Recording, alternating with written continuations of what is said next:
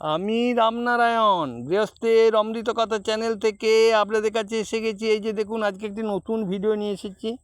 এই যে দেখুন, এটি ভালো করে দেখবেন।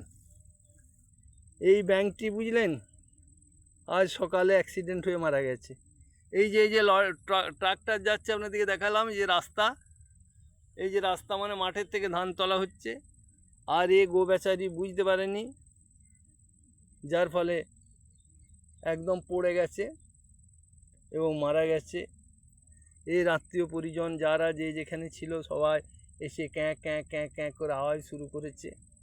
কি করা যাবে বলুন, করার কিছু নাই। দুর্ঘটনায়, যার ফলে এই ব্যাংকটি মারা যাওয়ার পরে গোটা এলাকার মানুষ যেনারা দেখেছেন খুবই শোকাতুর অবস্থা এই ব্যাংকটিকে নিয়ে। এরা প্রচুর দলে দলে থাকে জানেন তো। এই যে পুকুর জমি দেখছেন, এই বৃষ্টি হলেই এদের যে আওয়াজ ক্যাঁক ক্যাঁক ক্যাঁক ক্যাঁক ক্যাঁক ক্যাঁক, যে আওয়াজ লক্ষ লক্ষ ব্যাঙের, সে আপনারা মানে এই মধুর ডাক যদি কোনোদিন গ্রামে থাকতেন তাহলে এই স্বাদ পেতেন। সন্ধ্যার পরে শৃগালের ডাক, সারাদিন কুকুর বিড়ালের ডাক, বুঝতে পেরেছেন? এ যে কি মধুর, এ আপনাদেরকে বলার মতন নয়, বোঝার মতো নয়। এ জিনিস আলাদা জিনিস, আলাদা অনুভূতি।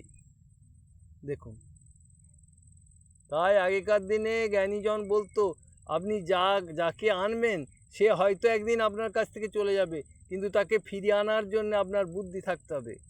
এক ভদ্রলোক নাকি একটি পাখি পুষেছিল। পাখিটি বড় হওয়ার পরে পাখিটি সে একদিন খাঁচা খোলা পেয়ে সে চলে গেছে, বুঝতে পেরেছেন?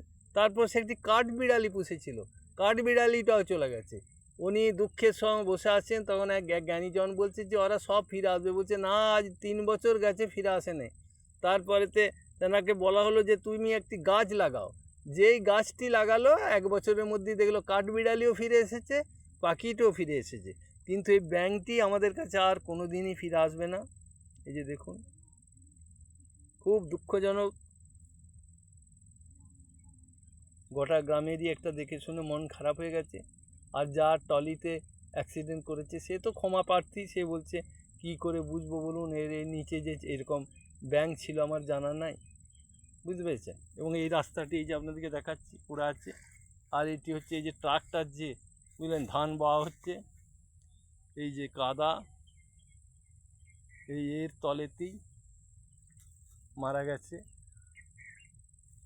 জানি না এবারে এদের আত্মীয় পরিজন এসব নিয়ে কিছু গাড়িতে ক্লেম করবে নাকি তা জানা নাই, তবে আপনাদেরকে এটি দেখালাম। যদি আপনাদের ভালো লাগে তাহলে অবশ্যই একটা লাইক করবেন। আপনারা অবশ্যই ভালো থাকবেন। নমস্কার। আপনারা রাস্তাঘাটে সব সাবধানে যাতায়াত করবেন, এই বলেই আমার ভিডিও রাখলাম।